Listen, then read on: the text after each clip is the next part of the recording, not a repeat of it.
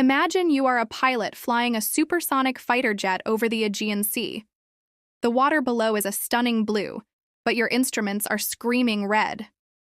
Suddenly, a piercing alarm fills your headset. It's a sound every pilot dreads. It means a radar has locked onto you. It means a missile system on the ground has calculated your speed, your altitude, and your trajectory, and is seconds away from firing. Now, imagine this isn't a movie. This is happening right now between two NATO allies. Greece has just activated its air defense systems, potentially locking onto Turkish jets. This isn't just a technical drill. It is the spark that could ignite the most confusing and dangerous war of the 21st century. If that missile flies, NATO breaks. If NATO breaks, the global order crumbles. We are about to walk through the next 24 hours of this nightmare scenario.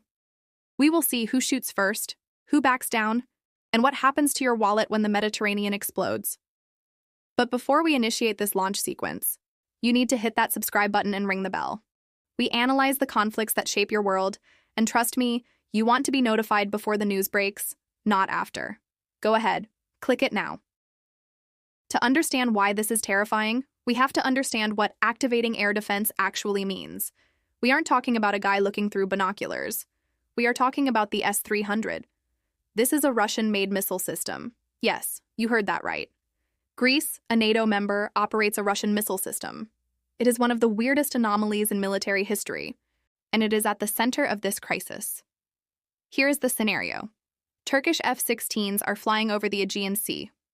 Turkey argues they are in international airspace or conducting routine training. Greece argues they are violating Greek airspace. In a split-second decision, a Greek commander orders the S-300 radar to paint the Turkish jets. In military terms, this is a hostile act. It is the equivalent of cocking a gun and pointing it at someone's head. When that radar lock happens, the Turkish pilot's computer warns him he is about to die. He has to take evasive action. He releases flares, he dives, and he radios back to base. I am being targeted. In Ankara, the Turkish capital, this is seen as an act of war. You have a NATO ally using Russian technology to target NATO planes. The phone lines between Athens and Ankara go dead. The diplomats aren't talking anymore. The generals are taking over. This specific scenario actually happened recently in a limited capacity, but what we are looking at today is the escalation. What happens when the lock-on turns into a launch? If Greece presses the button, that Russian missile travels at Mach 6. It creates a fireball in the sky that can be seen from the tourist beaches of Rhodes and Antalya.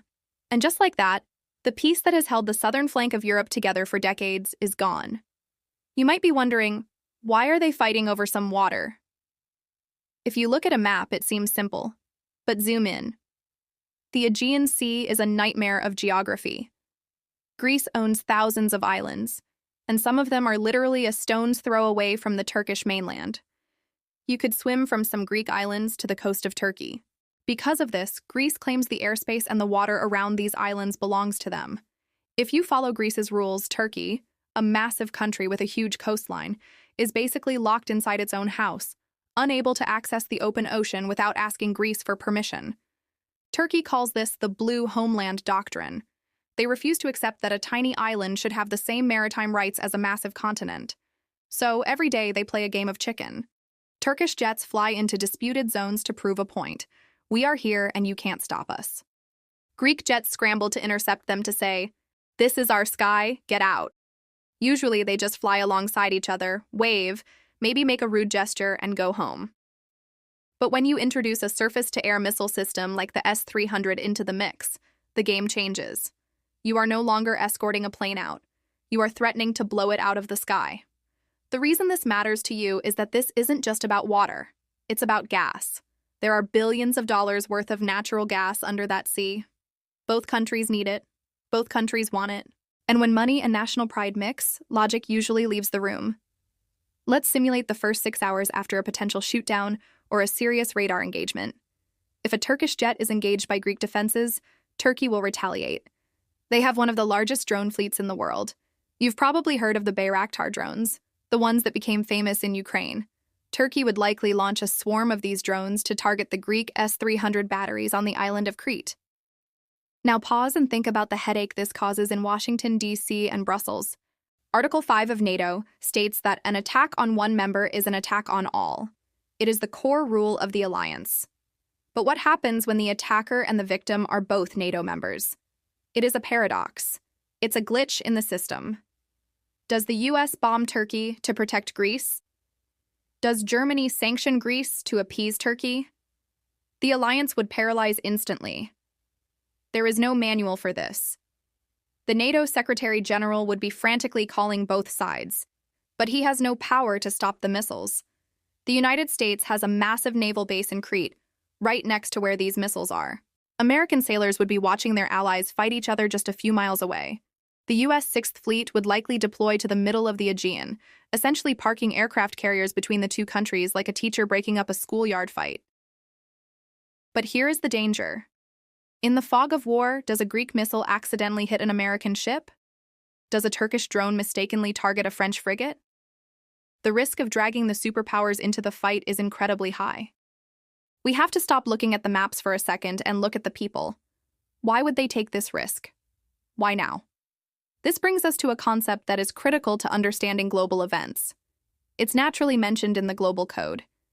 If you look at the principles in the Global Code, it explores the hidden drivers of human behavior and status. Nations operate very much like individuals. They are driven by a need for respect, survival, and hierarchy. In this conflict, both Turkey and Greece are operating on a code that equates compromise with weakness. To back down is to lose status, and in the rough neighborhood of the Eastern Mediterranean, losing status is dangerous. Understanding this psychological code is the only way to predict their next move. Both leaders are facing pressure at home. They cannot afford to look weak. So, even if they don't want a war, they might be forced into one by their own rhetoric.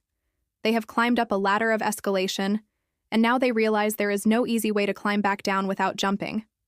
Let's get technical for the military enthusiasts watching. What happens in the actual fight? Greece has the advantage of defense.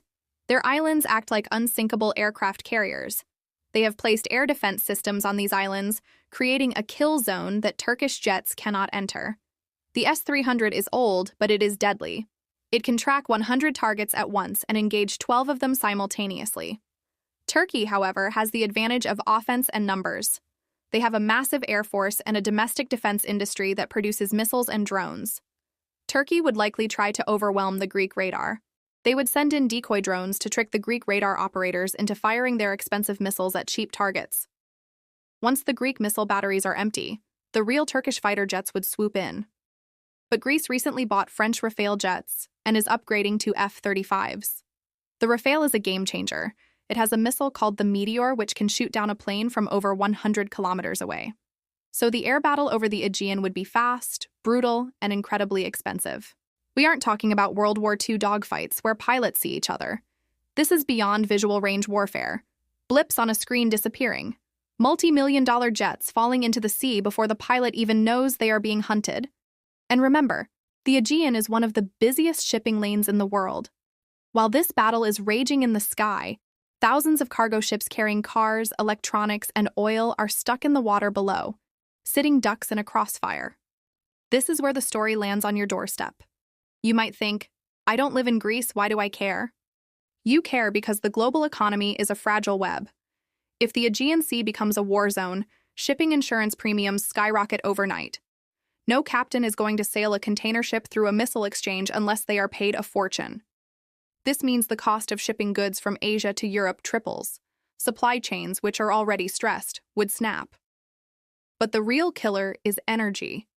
Turkey is a key transit hub for oil and gas pipelines coming from the east to the west. If Turkey is at war, those pipelines are at risk. Energy prices in Europe would spike instantly. And since oil is a global market, gas prices in the US would jump up too. Furthermore, tourism, the lifeblood of Greece and a huge chunk of Turkey's economy, would die instantly. Who books a summer vacation to a war zone? That is billions of dollars evaporating from the global economy. The euro would drop in value. The US stock market would react with panic selling because investors hate uncertainty. And let's not forget Russia. Russia loves this. Their two biggest rivals in the Black Sea, Turkey and NATO, are fighting each other. Russia would likely sit back and watch. maybe even quietly encouraging the conflict to keep NATO distracted while they focus on Ukraine. A war in the Aegean is the perfect gift to Vladimir Putin. So, how does this nightmare end? There are two scenarios. Scenario A, the cool down. The moment the radar locks on, the US president gets on the red phone.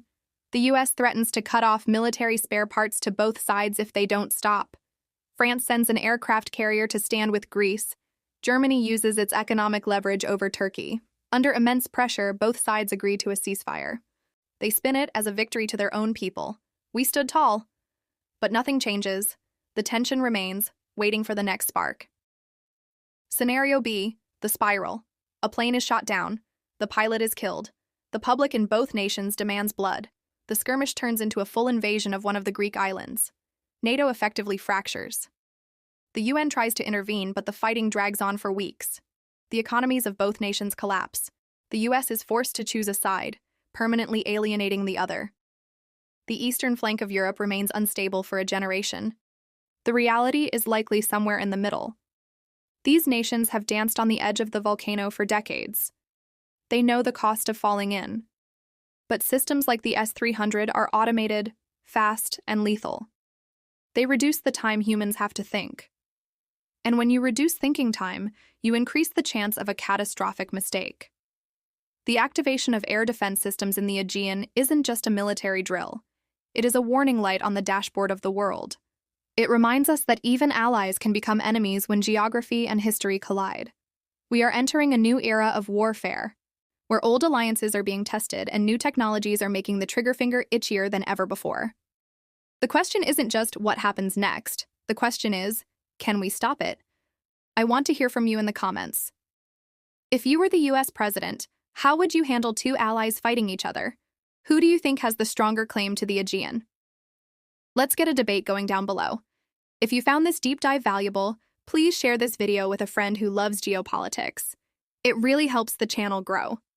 And if you haven't already, hit that subscribe button right now so you don't miss our next breakdown. Stay curious, stay informed, and I'll see you in the next one.